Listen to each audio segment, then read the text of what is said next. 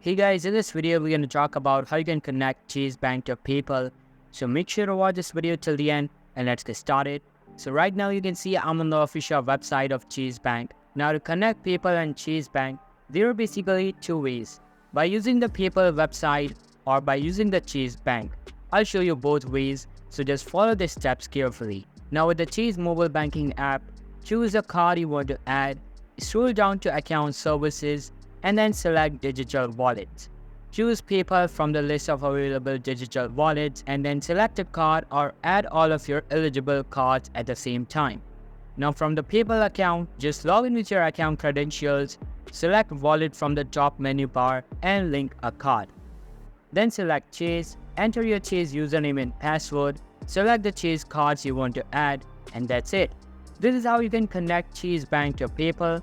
So that's all for today's video. Hope you liked the video. I'll be waiting in the next one. See you soon. Bye.